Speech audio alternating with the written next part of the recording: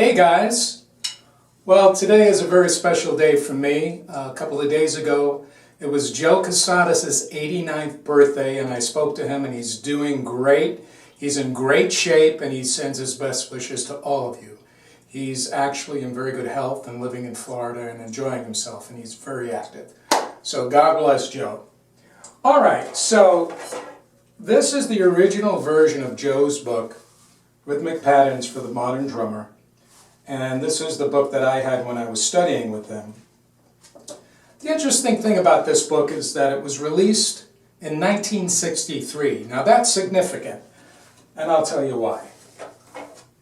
Prior to the Beatles busting out very big in February of 1964, most drummers who played drum sets played with traditional grip.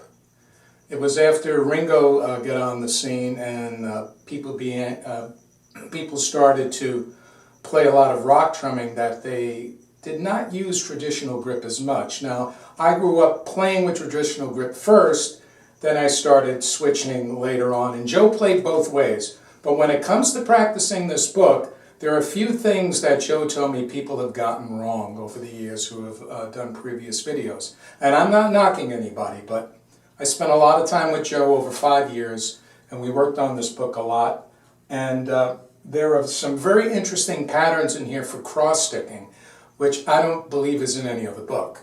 All right, so let's get down to it. So the first thing that Joe wanted me to mention, because we spoke about this, was that it's not this with the right hand, flipping it over like this.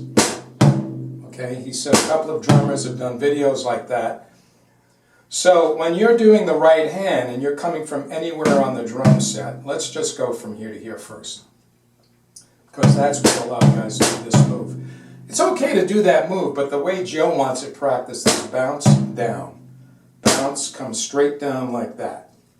Or if you're going to do French grip, same thing. Like that, not this. So,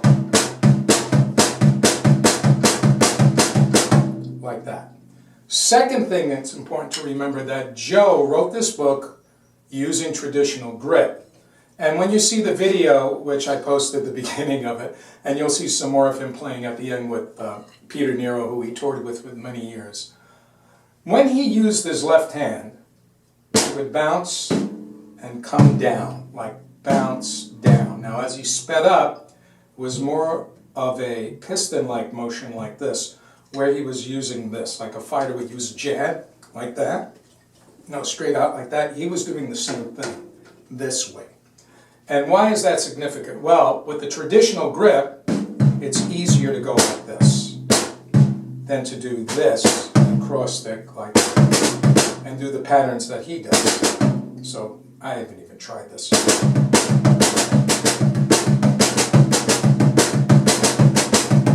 So you can do that. You're just going to have to practice it with the same kind of drop method, where he just lets this thing drop and loses his grip. As you go faster, though, you may have to tighten your grip a little bit, especially in the traditional grip, to get that pumping-like motion, because you really can't have this moving like that, or else you're going to lose control. So I'll show you this slowly.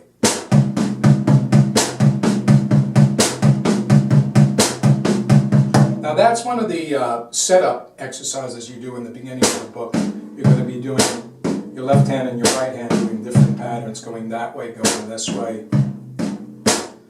But notice the bounce. Now as you go faster, you see that bounce gets shorter. And again, this book was written for 3 surfaces. This tom is not included, but you can adapt things your way. All right, so getting back to the left hand, so here we go, and then you have this motion, you have that motion.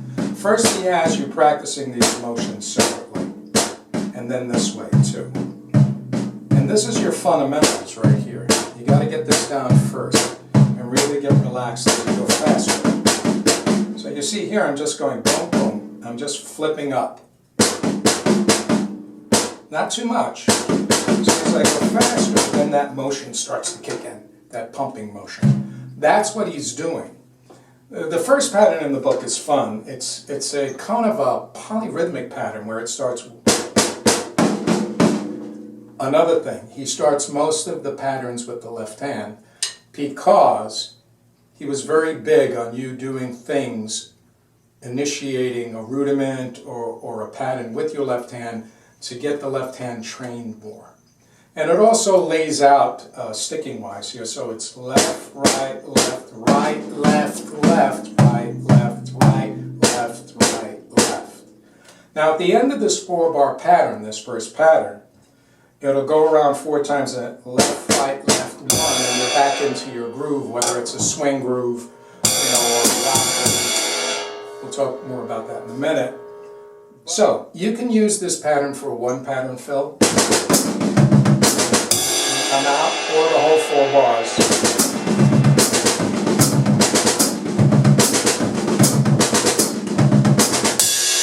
And then you're out, back into the groove. Now, to mention on this, when you're playing, he has you playing in the book 1, 2, 3, 4, 1, 2, 3, 4. And that's fine, you want to do that, but caution. Big band drummers used to play like this before we had microphones to keep that pulse for the dancers in big bands. And that worked very well in that situation. What he suggested, Joe, is you feather the bass drum. And those of you who are who haven't heard of this or haven't done it before, it's not that difficult to do, but it does take some practice for you to just do this. Now notice the hi-hat is louder than this. When you play your jazz groove and your swing groove, that should be louder and that should be softer. I'm actually playing the bass drum right now. And when you get ready to play the pattern, play it.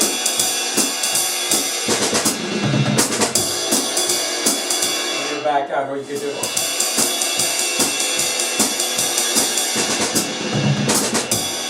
So regarding using your bass drum, we went over the feathering of the bass drum, but you can actually work out things to improvise while you're doing some of these patterns where your bass drum is accenting the way whatever way you want it to accent, if it's with 16th notes or triplets. One of the things he showed me early on with the first pattern, it ends with the left, right, left, and then your right goes to the cymbal. So instead of just hitting on the 1, 4 and L1. Like that, that's another thing you could try.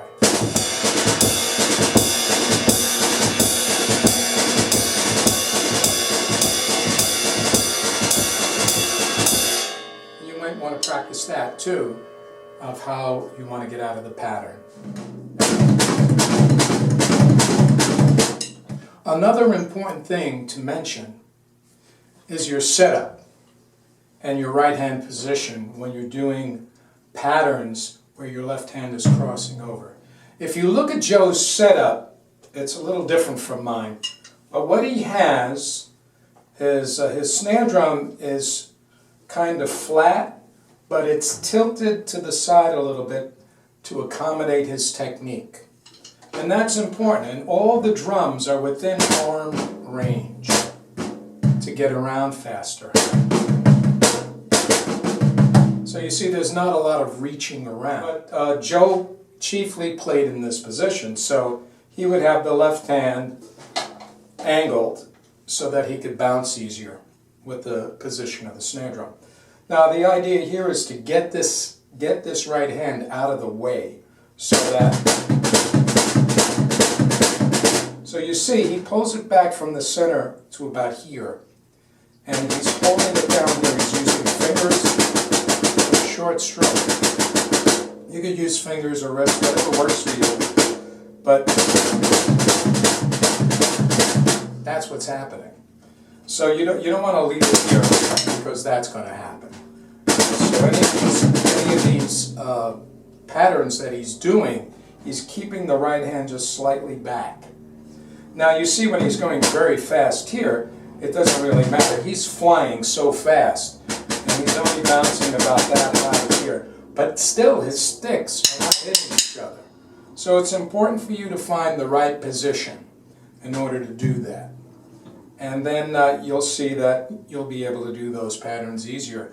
Once again, you could still do a lot of these patterns with matched grips, so don't think that you can't. You can. You just have to make sure that you're out of your way. You know, that your arms get out of each other's way as you do them. The other thing is to just have fun with this book. It takes time to develop the looseness that you're going to need, you know, with the arms. This is a great book to develop looseness with the arms. Do these patterns slow. Let everything just drop and gradually bring up the speed. Remember, always be even. Don't try to play it so fast that it becomes uneven and your stick starts clashing, your arms are getting hung up. It's not going to be fun, and it's going to be frustrating. I know we all try to push ourselves to be faster, but being relaxed and even is more important. And it looks better. It doesn't look like you're all jammed up, and it comes across in your performance. All right, so thanks for watching the video. If you have any questions, feel free to contact me at tommendoladrums.com or tommendolamusic@gmail.com, and I'll be glad to answer any questions. And once again, I wish Joe a happy birthday, and hang around with us longer, Joe. You're a real treasure. Take care and enjoy the performance that I'm putting up after this. Bye for now.